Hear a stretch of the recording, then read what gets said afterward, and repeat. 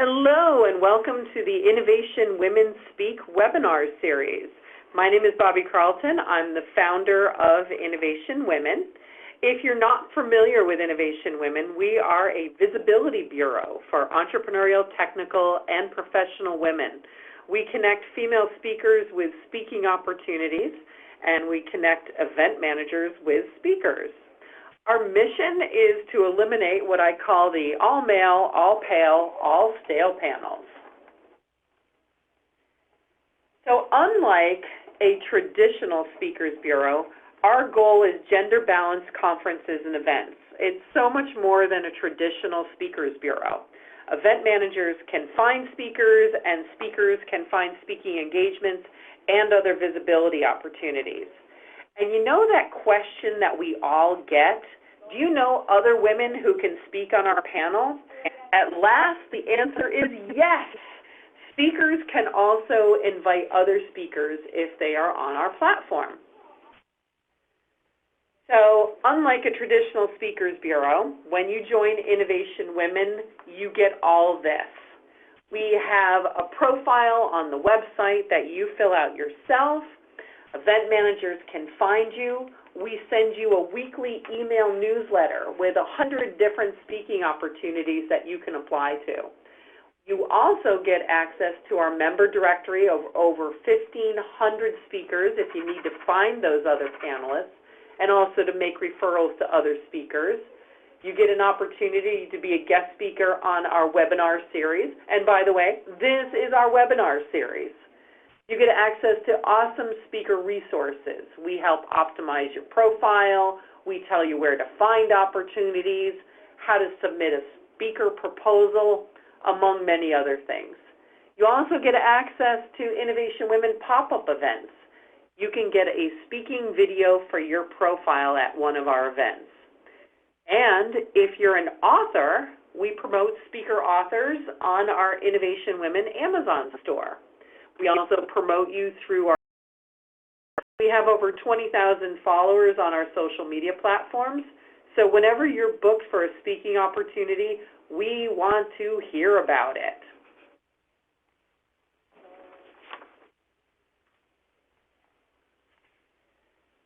So that means if you'd like to be a member of Innovation Women, all you need to do is go to our website or the bit.ly link here and sign up for our weekly newsletter. And if you are interested, we are offering 50% off your first year, and that's only $50. So the membership will cost you about the same as buying a grande cafe latte at Starbucks just 14 times in a single year. So before we go on to today's speaker, I'd like to give a plug to our next speaker. In 2 weeks, we'll have another webinar. Next up, Laura Foley will join us, and she'll have a talk on how to make impactful and powerful presentations. Laura is a presentation designer and consultant. She will review some common slide design mistakes and show us how to fix them. I love her title, Cheating Death by PowerPoint, Slide Makeovers. That webinar is in just 2 weeks on May 29th, and we will push out the link through this platform so you can register today. Look out for that. So before we get started, I want to go over some logistics to make sure you get the most out of today's webinar. What you see here is an annotated version of your screen. Below the video viewing area, there are tabs. The default tab is for asking questions. You can type in a question at any point during the program, and we'll try and get to an answer for it as quickly as possible. The Vote tab is where you'll see polls if we were going to ask you a poll. And actually, I think what I'll do is I will do an informal poll. So if you click on the tab for asking a question, tell us, have you ever been paid to speak? There's also a tab called Rate. This enables you to rate the webinar and provide us feedback if you'd like. We do read all of the feedback, and we make adjustments if our listeners are requesting something specific. So please give us feedback. And at any time, if you need audio help, feel free to click on the help button at the bottom of the screen. You also have the ability to enlarge your screen to view it on a full screen. So again, let's ask the question, have you ever been paid to speak? And we're getting some answers from folks. Also, just as a note, this is being recorded and the link will be sent to you soon after the live webinar. So you will get a copy of this after the training.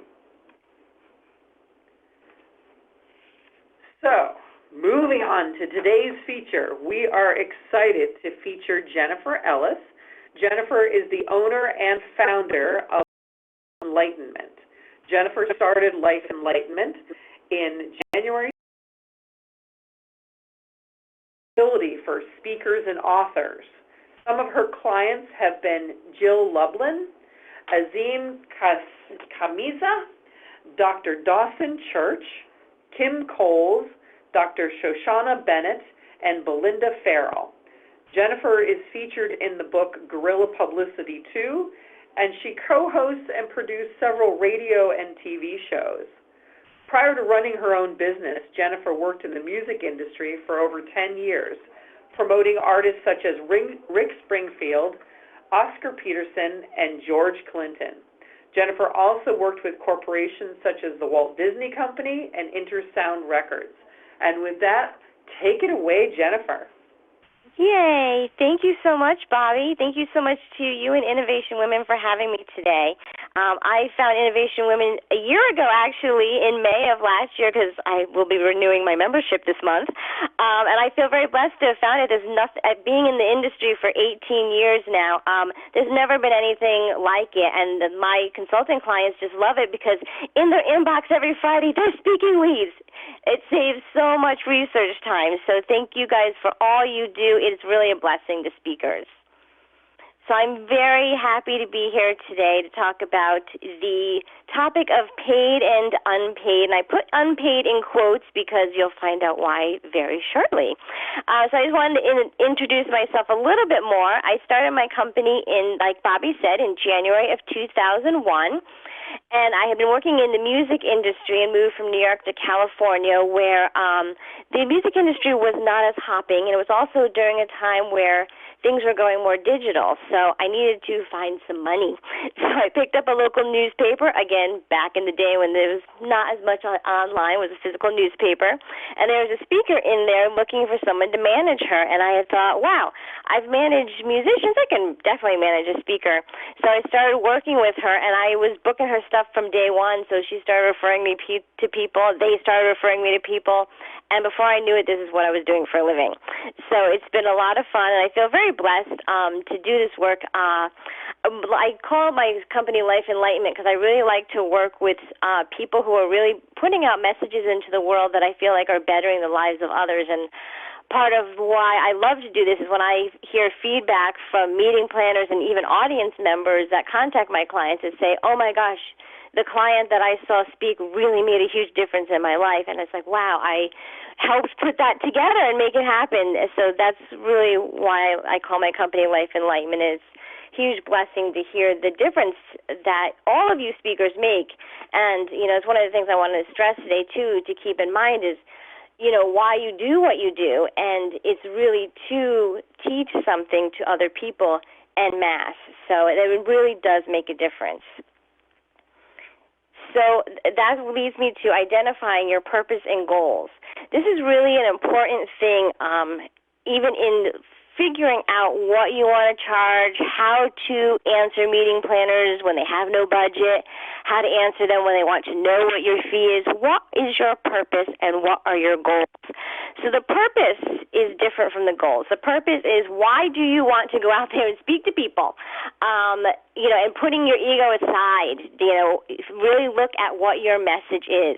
And it doesn't have to be, you know, all speakers are different. Sometimes it's not an inspiring message. Sometimes it's to go teach something like, you know, the webinar here next week is about PowerPoints. So that's, you know, definitely a purpose. So looking at your purpose in going out there to speak. And then the goals. what are the goals? Looking at it in terms of, is it monetary? Is it impact? Is it selling programs? Is it to build your business? I am working with a consulting client right now. She's speaking solely to just build her business. So it's looking at really what your goals are. So first, identifying the purpose, why you even want to speak, and then secondly, identifying the goals, and that's more the reachable goals in terms of number and result you'd like to see from your public speaking. And then the debate. What is a marketing speaking engagement? Marketing is why I put unpaid, quote unquote, because it's not really not paid. It's a marketing engagement. It is a way for you to market yourself, and that can look in many different ways. And you're always getting something back from it. So even though people say, well, I'm not getting paid for this, there's always going to be a result, and you're marketing yourself and your services, and it is really, truly amazing. A quick story I'll tell you in this, part here for marketing is I had a woman travel to Los Angeles for a speaking engagement. They told her they had all these people registered, and there were actually only 5 people there.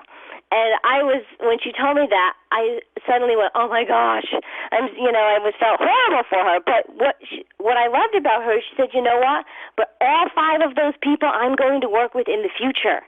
We all had an amazing connection, and they're all going to be clients of mine. So that may have been 5 people, but those are 5 people that turned into people she worked with well into the future. So it was worth her time. It was, so it's really looking at things.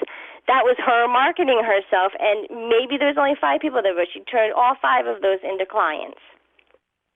And one of the big questions I get is, can new speakers receive a fee? And yes, of course. It happens all the time. There's times when people are just looking for a speaker, and it's because you have your expertise, and they need someone, and they pay. It's really just simple, that easy. And there's a lot of myths out there, like things like new speakers don't get paid, because that's not really true. I've seen many new speakers get paid. And then I've also seen seasoned speakers speak for free, which, is just to market themselves, or it's a charity event, lots of different reasons. And that's one of the things I want to stress here today is no 2 speaking engagements look the same. There's going to be some you might get paid for, some you're not. Some are going to have some awesome perks. Some is just going to be to market yourself. And I want to open your mind today to look at each speaking engagement as the opportunity it is, and everyone is going to be different, and you can maximize it in magical ways. You just have to be open to looking at it in what your purpose is and what your goals are. It always goes back to that. So the negotiation process, like I said, no 2 are going to be the same. So I really like to stress to my speakers, go into each situation completely open-minded and negotiate, but negotiate in a way that you're looking at it as a win-win-win. You want the meeting planner to win, you want the audience to win, and of course you want you to win. So you want to go into it looking at, what I like to do is have a discussion with the meeting planner and find out what their purpose and goals are, align it with my purpose and goals. And then look and see what is their budget. Do they have a budget? Do they have sponsors? And then there's lots of other things you can go from there. You really have to look at each individual speaking engagement, in terms of many things. Like how about when you're looking at the negotiation process? Do I have to travel? How many days is it going to take out of the office? Is it going to take me away from my family? Looking at each individual thing, are they going to pay for travel? And then, if they're not going to pay for travel, I always like to suggest to meeting planners, is there a way we can find to have my travel covered? And some ways in that can happen is a lot of times hotels are willing to donate a room to the speaker. Sometimes if it's a nonprofit and they say, I don't have any funds to pay for the travel, a lot of times a board member perhaps will have mileage that they can donate. So look, again, keeping the complete open mind. So when a meeting planner says, we don't have a budget to pay for your travel expenses, open their mind and say, well, let's look at how maybe we can make this happen. And those are some ways there. When they say, I don't have a budget to pay, again, opening the mind and the door to finding out what we can do to make this work. I've had many times clients that are looking at, who are kind of more celebrity-type clients who do not usually speak for free, and then we look at who's sponsoring. Like, for instance, just a few weeks ago, I had a client who is actually the spokesperson for AARP, and I had a women's conference wanting her to keynote, but they didn't really have a budget. But I saw AARP was going to be sponsoring the event, so, oh my goodness, let's see what we could do with them to, get her the speaking fee that we need. And that worked out perfectly. So there's different ways to get things to work in that negotiation process. I really just encourage you to, get off the email and text with the meeting planner and just sit down and have a conversation, a Zoom meeting or a phone call with them. And, align with your purpose and goals and find a way to make it work. Again, no two engagements are going to look the same. And getting off that, a lot of speakers will say to me things like, I want to be a $5,000 keynote speaker. Well, but there is no such thing. So really going into the negotiation process and just seeing what is available, what can be done so that everybody is happy and feels like they've won. I was reading Suzanne Summers' book recently, and she talks about a lot about her husband, who is her business manager. And Alan says that he leaves every single negotiation process that he does for Suzanne, making sure that whoever books Suzanne Summers feels like they just won the lottery. And that is, I love that. I absolutely love that, because that's my goal in working with each meeting planner. And I want to make sure they feel like they just won the lottery. They've got this awesome speaker. Their audience is going to be so happy, and my client is so happy. So I really loved when I read that in Suzanne's book, because that's always been my goal, but I like how he put it about winning the lottery. So going into your negotiation process and keeping that energy, like I want this meeting planner to feel like she just won the lottery in booking me. And I really, when you go into a meeting like that, it's going to make a huge difference. And so, like I said, I put unpaid in quotes because you never really go to a speaking engagement where you're not getting a fee and it being unpaid, because you really do get something from it. I'm going to give you a perfect example. I don't really speak. I do webinars like this. I don't go out and speak. I have too much to do at home with my clients. But I was asked to speak at an event in early June, and it's for another part of my business, which is essential oils and fitness. And I have a group of people that said, oh, I heard you do essential oils and fitness. We really want you to come speak. So although that's not paid, they want to learn about these two things that I do. So it's obviously going to turn into much more. So although maybe not getting paid for that, these people specifically want to learn about something that I teach. So, of course, going to go in there and talk to them. And that happens all the time. And especially if it's local, I encourage you to not be so stuck on the fee, because locally especially, you want to make good community relations. Community relations also turn into lots of referrals and PR opportunities. So not being so attached to the unpaid. The other thing, too, is I've had so many clients go to, marketing type speaking engagements and walk away with a paid engagement, especially at like women's conferences where it's a lot of corporate women in attendance, and the corporations will then, sometimes bring in the speaker for their event, and they already see a speaker. I've also had a lot of times different meeting planners who go to conferences just to scope out the speakers. So you don't know who's going to be in that audience. It could be someone who's out at a large conference looking to pay a speaker, and it could be you. So going into some of these other opportunities thinking, they could lead to other things. I mean, it happens all the time that a unpaid marketing speaking engagement then turns into other engagements.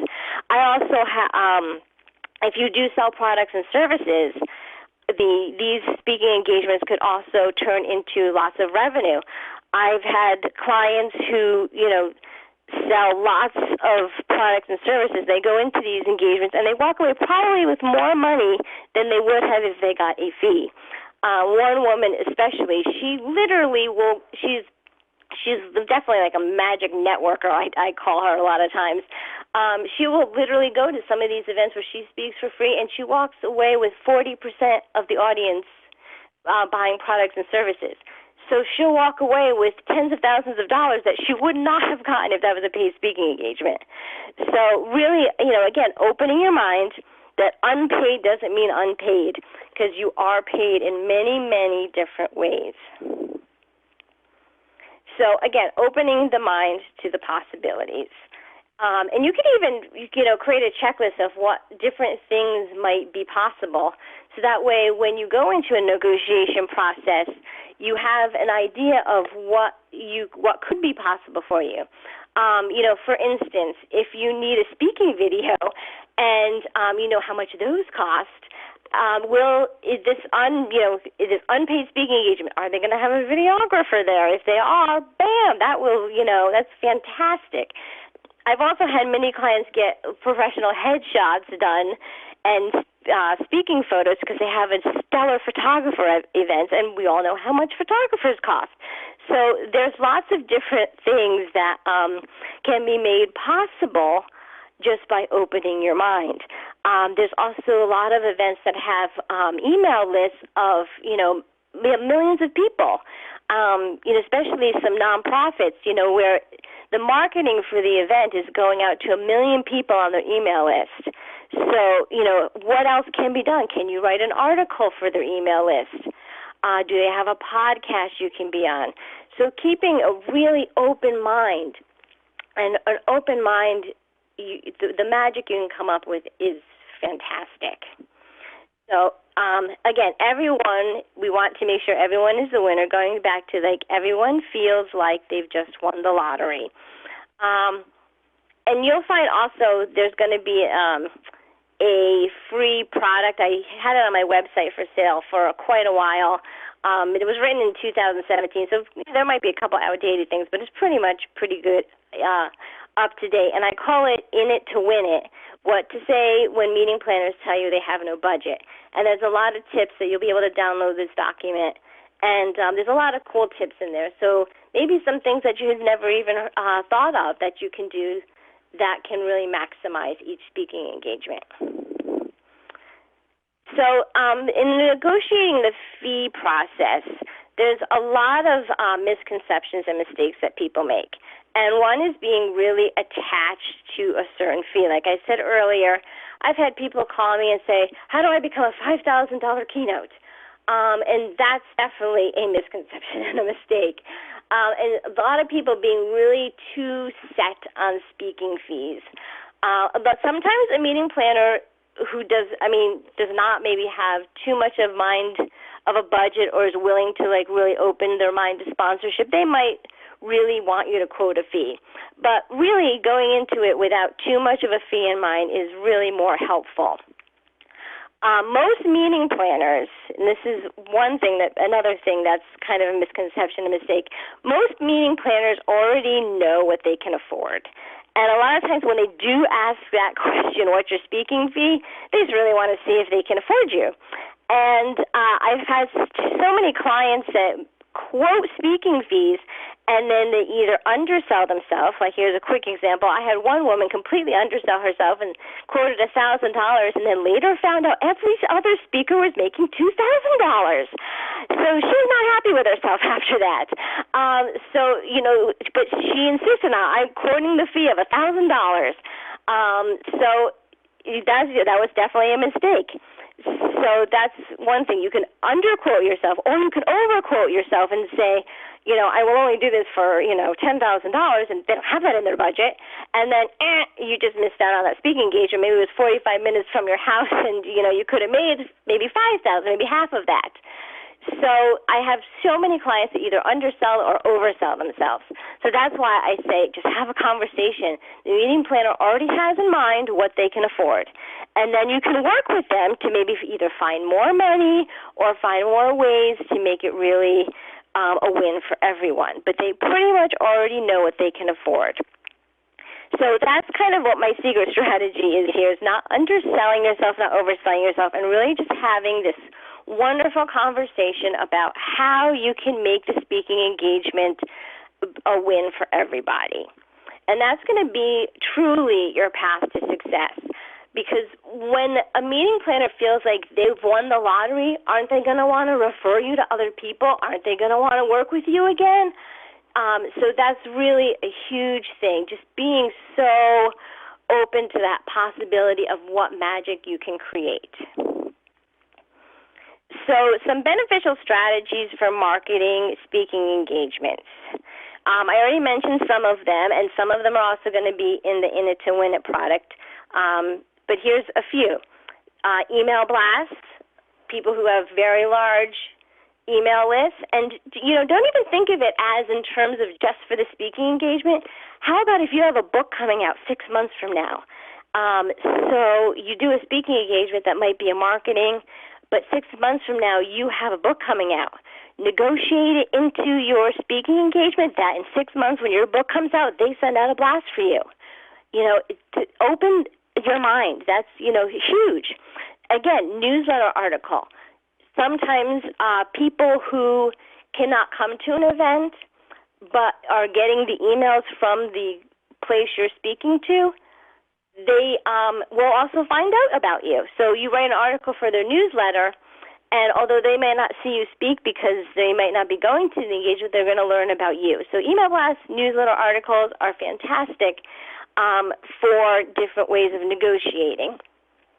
And bag stuffers. I've actually had so many clients that have had luck with bag stuffers. I actually personally love them. I love going to events and getting bags filled with fun stuff, and I come home and look and see what's in there.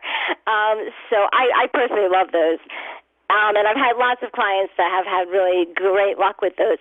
It could be something like 20% off your services, or a free 15-minute phone call. Look at what products and services and things you can offer. And that way, that can be a fun bag stuffer. Teleseminars and podcast interviews, that's another fun way that you can maximize marketing speaking engagements. And again, it's the same reason as the email blast and newsletter article, something you have to promote now or into the future, reaching people who are not possibly going to be at the speaking engagement. And then, again, I mentioned filming your talk. Videographers go for quite a lot of money. That could be a wonderful negotiating tool, filming your talk. And, again, also like headshots and action photos of you speaking.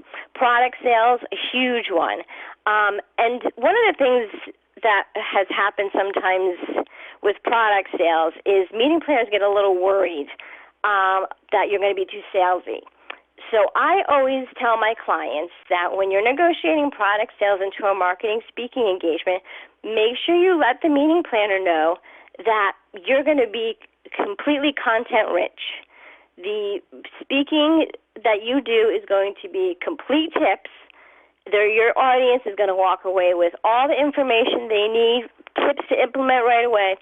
But I'd also like to have the opportunity to work with them further should they feel inspired to.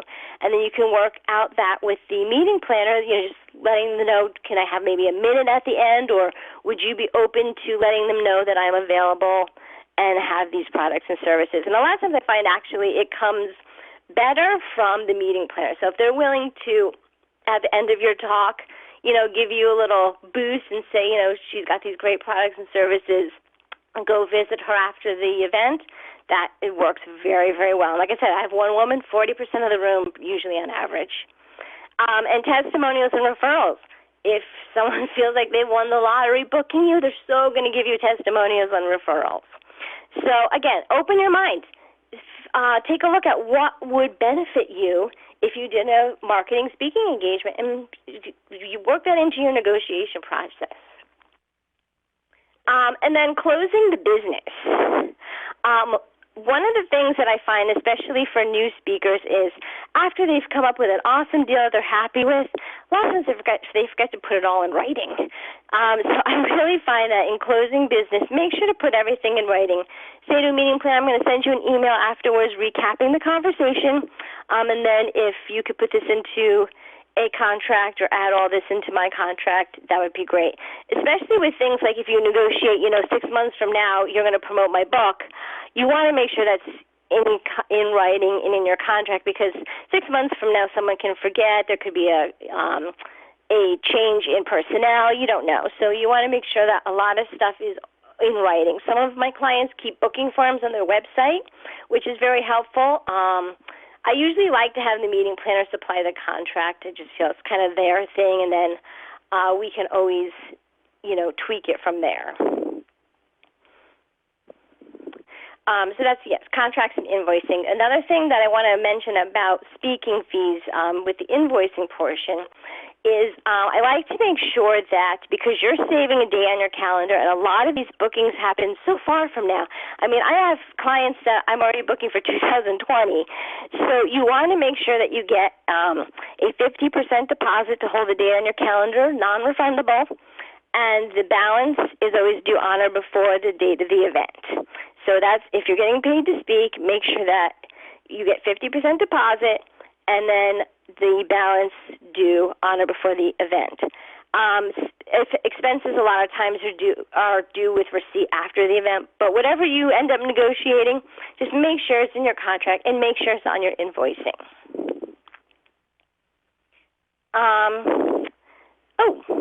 I had some quick little fun other part, but I don't see those slides in there.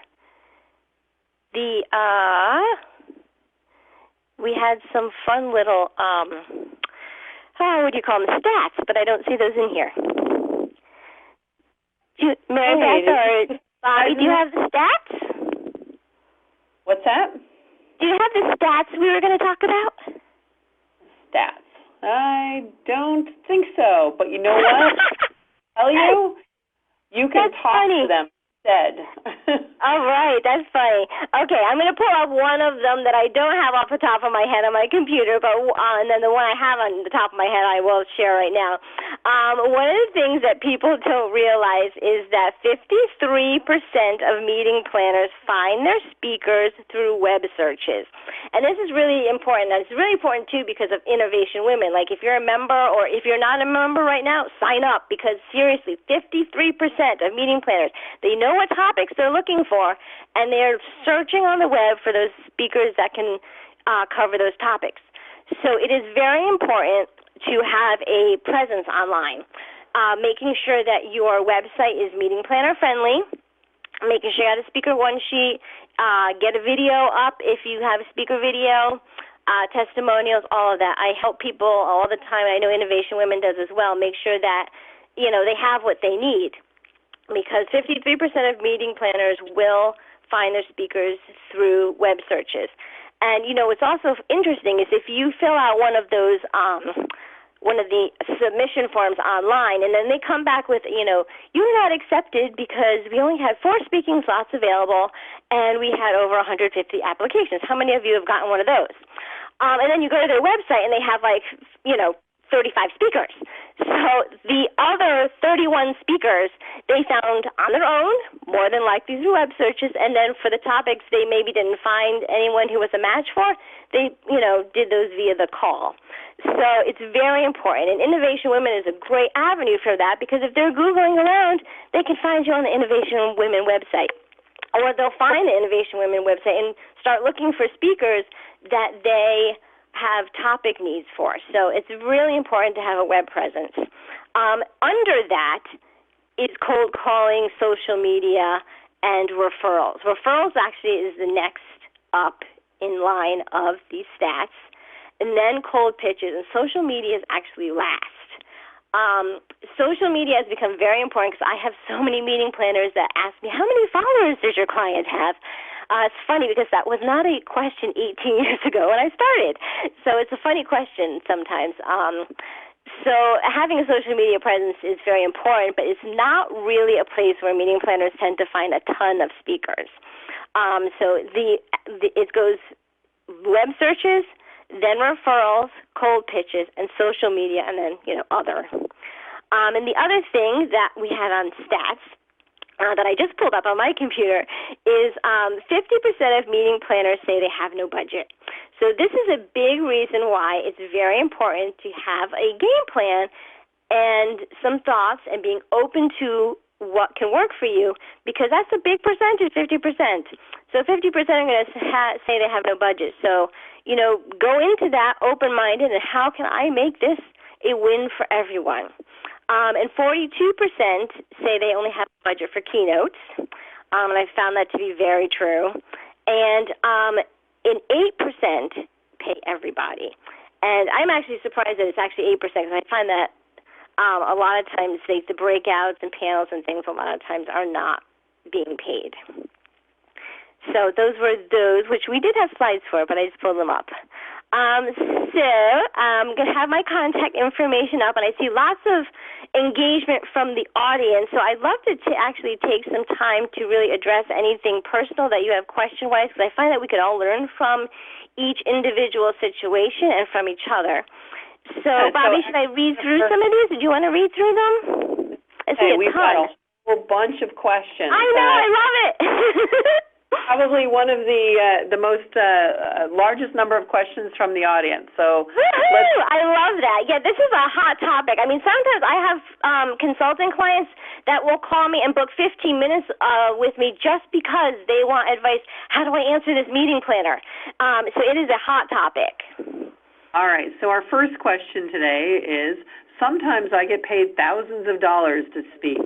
Sometimes I speak for free. Am I impacting my ability to get paid by doing these free gigs? And there's also a second part to this question, which is, how do I know when there is money available to pay me? Those are all great. Great. Let's address the first one first. You are not impacting your ability to get paid when you're doing free speaking engagements. I always tell people not to share that information. And when a meeting planner gets a really good deal with one of my clients, like, for instance, maybe they really feel passionate about the topic or the organization, so they decide, I'm going to take a lower speaking fee for this. I always ask them not to share that information, and they're always cool with that, because you don't want every different negotiation out there. But you're not impacting it whatsoever. And like I said, every speaking engagement is going to be different. You are going to get maybe nothing for one, and then perhaps $10,000 for another, because there's just so many different opportunities out there. But the free ones you're not impacting at all, and just don't tell anybody that they're free. It's really nobody's business if you're speaking for free or not. And, and also, the conference I talked about earlier where my client found out that she was only getting paid $1,000 and everyone else was getting paid $2,000, they shouldn't have been talking about their fees in the first place. It's just not something that needs to be shared. And then, how do I know when there's money available to pay me? You got to fish around a little bit, to be honest. That's why I said just really, get off the email and text with the meeting planners and get on a Zoom call or the phone and see what is available. Because sometimes they might have a teeny bit available, but they're going I'm going to try to find someone for free first.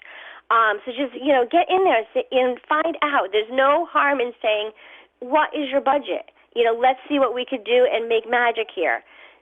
So that everyone's happy. And it's amazing. Sometimes people will even find money. I've had meeting planners come back and say, we found another $1,000, or we got another sponsor for you.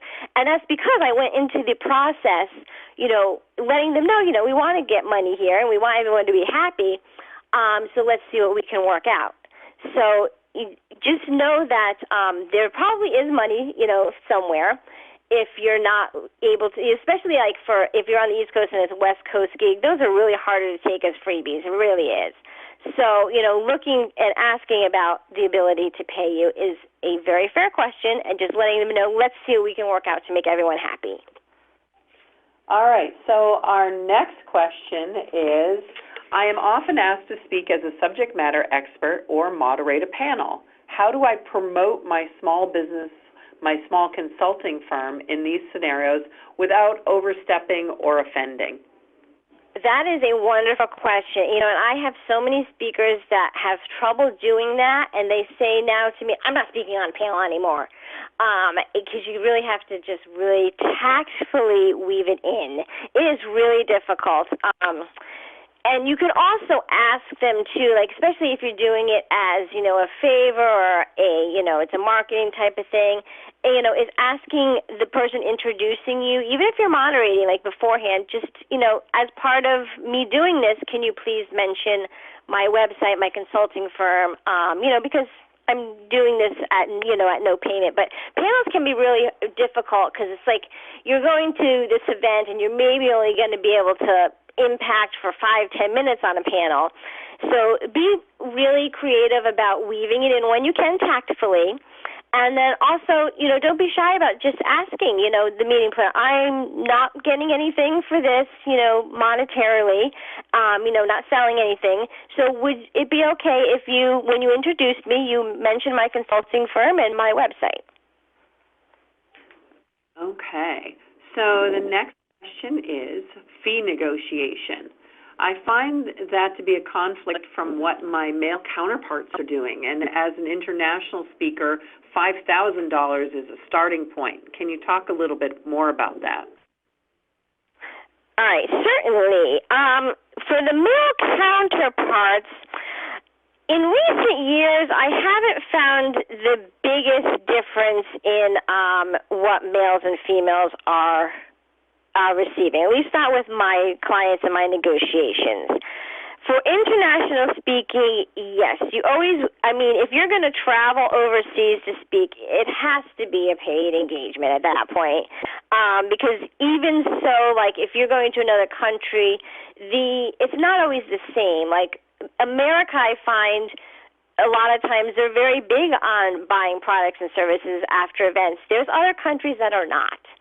So if you go to another country and speak, for less than you'd be, making here, it's not going to be worth it. And yes, I do find that international speaking usually does start around $5,000, occasionally $3,000 I'll see. But if you're going to be speaking internationally, you got to also ask them too, like, what is the audience like too? Because you want to make sure that when you go out there, it's definitely a match. You are receiving a fee that's going to make it worth your travel and time.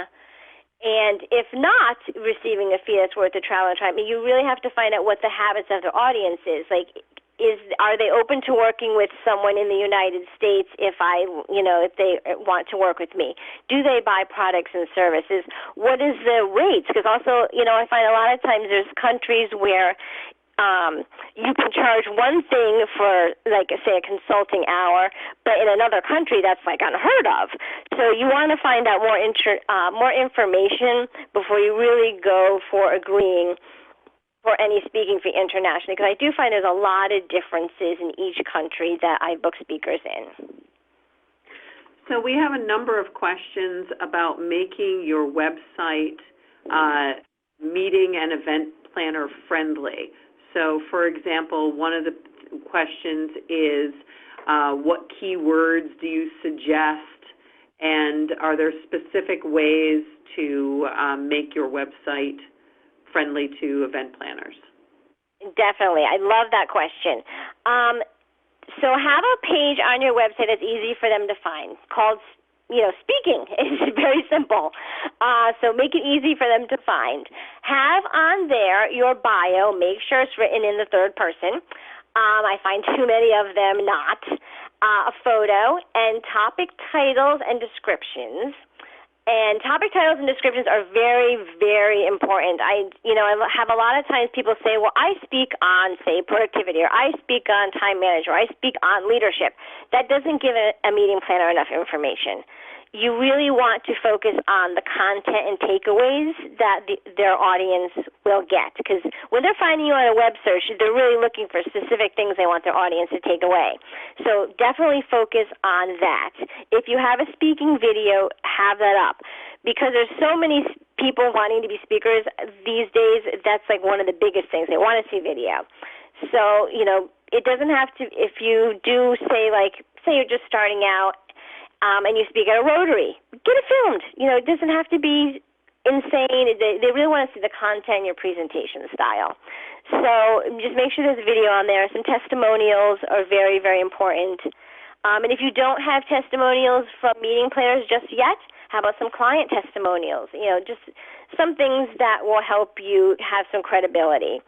So all that should be on a page for speaking. Also, a speaker one sheet I find is very important too, because a lot of times people will print those out and bring them to a meeting that they have to look at speakers. So have that on there, downloadable, easy, and on your speaker one sheet should be pretty much the information you're finding on the speaking page, but except for the video, on a one sheet. Your bio, your topics, some testimonials, and make sure there's a way to reach you, especially on the one sheet, because those do get printed out very often, and you want to make sure they know how to reach you. And I have a lot of times people forget to put their information on the one sheet. And then keywords, yes, very, very important keywords. A lot of times people make the mistake of just focusing on speaker, motivational, inspiring. You're not going to get found that way. Have it on more of your topic. What do you speak on? So set the keywords that are more based on your expertise than more on speaker. Because if you have it focused on your expertise, they're going to find you based on the topic they're looking for, and then they'll find your speaker page on your website. So a lot of times I find, because I've asked some meeting planners, what do you Google when you're looking? And they're looking more at the keyword of the topic they want the speaker to speak on. They don't just look up speakers a lot of times. So that's definitely important to have those types of things on your keywords. So our next question is, how do you get a referral from a speaking engagement? Following up after a speaking engagement is very important, and I actually find that a lot of speakers forget this. They leave a speaking engagement, they're done, and that's that. And it happens all the time. So definitely follow up. You don't want to follow up the next day because, they're usually coming down from all the planning. But a week later, follow up. How did you get any feedback from your audience? Would you be willing to write a testimonial if you feel inspired? I don't actually like to put it in a demand. I usually ask, if you feel inspired, would you be willing to write me a testimonial? And then if it's a great testimonial and you're happy with it, would you mind if I put this on my website? Just very simple. And it doesn't have to take them a lot of time, too. I also like to make sure that meeting planners know I'm not looking for a book or anything, just a couple sentences. And if they're really busy, I'll even type up those sentences for them and say, okay, let me read this back to you. Is this cool? Great. Would you mind if I put it on the website? And all good. Just tactfully ask for one, especially if you walked out of there on a high and you're like, wow, that was one awesome speaking engagement. And also make sure, I'm going to add this in, which is kind of off the topic, but thank meeting planners. Like I said, a lot of times speakers leave, they've done their thing. I have one client who implemented something I find really cool. She does send-out cards, and she has it just on her computer, super simple, and she has her assistant do it. She'll type up something for her assistant to write in the send-out card, and her assistant has it go out, a couple of days after each and every speaking engagement. And if my client's taking a picture at the speaking engagement, she'll include that in the send-out card. Just a picture of her in the meeting plan or her in front of the audience or, whatever fun picture she may have taken while she was there. That's very impactful. You get a card like that from a speaker, a couple weeks later with a fun picture in it and a personal note. It stays in your memory. So our next question is, do you have any particular tips for a speaker who represents a company?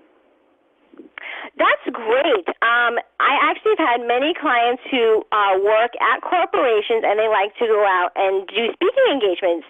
And I've had a lot of companies that will sponsor because they want their client out there representing the company. So that I actually find, especially for these, it's a lot easier to get booked, believe it or not, because you're already being sponsored a lot of time by the company you're speaking to, and you'll see that a lot of times on the forums too, like, do you have a sponsor? And a lot of times that means, if you're coming from a corporation, is your company going to pay for you to come here and speak? And I have a lot of clients that do that. They go representing their company because they love public speaking. They love to get out there and do their thing, and their company will send them, and they have their topics. But what I find that happens a lot of times with the speakers that come from corporations is they forget the key piece of having even still a topic title and description and a bio because they're already working for a company. So even if you don't have a website, like it's not appropriate for you to have a website as a speaker, have a simple speaker one sheet, with your bio, your topic, maybe the logo of your company on it, so that you can send those types of things to a meeting planner. But I actually find that a lot of times people love to have representatives from companies speak at their events because a lot of times the company's already paying for it, and they want some of these wonderful companies represented and get to know them better. So it's wonderful. But I do find a lot of times those types of speakers are not always prepared with the speaking information. So have that information prepared, and I think you'll be wonderful. So we have a question on how you work with clients. I work in different ways with clients. I have two parts of my business. One is management and one is consulting. My management clients, a lot of them have been with me for over a decade. So I don't always take too many of those. And that's usually an application process to make sure it's a good match. And I represent all of those clients doing all of their bookings. And it's not just speaking bookings for the management. I also help them with their publicity, their endorsements, their overall business strategy and goals. It's a full, as it's called, full management. It's a full management package. A lot of times they have offers coming in daily that I'm working on the negotiation process with. Sometimes they'll send me, I'd love to speak at this conference. Can you call them? So, there's some cold stuff going on. There's a lot of stuff already coming in. And then I have the consulting end, which is kind of like what we're doing now. And I really address each individual speaker. And it depends on where they're at. Like I have a lot of new speakers that come to me, and we're starting from scratch. We're just, getting down to the basics at first with marketing materials and getting their topics together and making sure they get a video. I have some people that want me just to train their assistants on how to book them for speaking engagements. I have some seasoned speakers who feel like they're at a plateau, and they come to me just for a consulting session, like how do I get to the next level? So I have both those avenues, the management where I'm doing a lot of the booking for my clients, and then the consulting end where I'm really helping clients and their companies and their assistants and other staff members on how to reach their goals. One of our next questions is, are keynote speakers always paid? I would say most of the time. We had the stat earlier, which is 42%. Although the stat's 42%, I personally have seen that higher. What I do find that is a misconception, though, sometimes is that a lot of times clients come to me and say, I'm a keynote speaker, but they're not very well known. You'll find that a lot of times the keynote speakers are more celebrities. So, and I mean, look at any conference. You're going to see most of them are more of a celebrity-type status. So really, if you want to be a keynote speaker, working up to that level, I mean, I personally recommend getting lots of publicity, upping your social media, all that type of stuff. Because keynote speakers a lot of times are more well-known than the workshop and breakout sessions. And a lot of times people feel like I'm a keynote speaker, but it's rare they're going to get booked for that. And the celebrity speakers are usually always paid, and that's where the upping of the keynotes that are paid. Okay, and actually I'll add in a little bit on that because those numbers actually come from research that Innovation Women did when we first started. We surveyed several hundred event managers to ask what percentage paid their speakers, and that's where the 50% don't have any budget for speakers came from. 42% only have budget for some speakers or have travel money. They may be paying or compensating the speakers for travel, and only 8% of the event managers who answered our survey always paid all of their speakers. So we had a request from somebody to repeat the information about event planners. Our next question is, how do you become a keynote speaker? Do you think you already answered that one? Yeah, I think so. I think to become a keynote speaker, start getting yourself out there more. Focus a little bit more on the publicity end before you're really focusing on the keynote. Get out there on TV, radio, newspaper articles, online presence. That will up your chances of being booked as a keynote. Okay. And I'm watching the clock because we have so many questions. We're probably not all. But we will actually follow up with the questions we don't get to here. Next question is, can someone make a living by public speaking alone? I get that question all the time. No. That's my honest answer. Even celebrity-type speakers, they've got other stuff going on. You'll see, actresses, comedians, people like, Bill Clinton speaks. A lot of times they're always doing other things. So my answer to that, as much as I have a lot of people that just want to public speak for a living, no. That's pretty unequivocal. Yeah, I don't see it happening. It's my honest answer.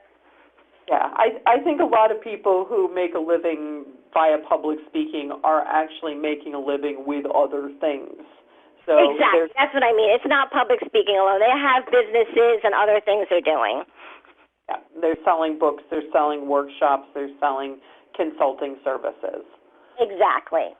Yeah, and so I do want to remind everyone that Jennifer is offering a tips and tricks PDF file that you can download. You just want to look at the attachments tab that you have on your screen there. And we are kind of running down the clock a little bit here. As I said, we will respond back to the questions that we don't get to today. One last question. Really related. Do speakers ever consistently get paid, as in only being a paid speaker?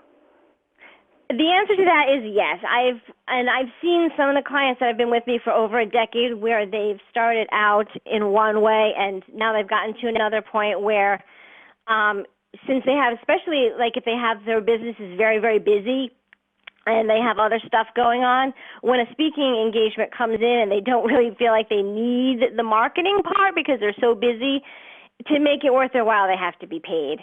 So that's a whole other negotiation process there that could take up more time. But yes, I have clients that they have so much other stuff going on that when a speaking offer comes in, it has to be paid, and otherwise to make it worth their while, because otherwise if they were in their office, they'd probably be making, a ton of money, and being out of the office for a speaking engagement doesn't make sense then. Yeah, absolutely. Okay, so we're going to be wrapping up today. If you are interested in learning more about Innovation Women, you can sign up for our weekly newsletter. There is a bit.ly there, so bit.ly/IW sign up, and you have to use the I and the W as capital letters. Or you can just text INNO to 22-828. You can sign up for Innovation Women on innovationwomen.com. Use the promo code until midnight tonight, and that's IW Webinar, all in capital letters, for 50% off your first year, and basically making it less than the price of your latte there. And thank you all so much. I'd love it if you can give us feedback on this webinar. Just click the feedback tab and tell everyone about Innovation Women. Thank you so much, Jennifer, for helping us out today and giving us all this great information. Thank you very much. Thank you. I had a blast. Thank you, everyone, for attending, and thank you, Bobby and Mary Beth. I really appreciate it. It's such fun to share this information with everyone. All right. Have a good day, everyone. Bye-bye.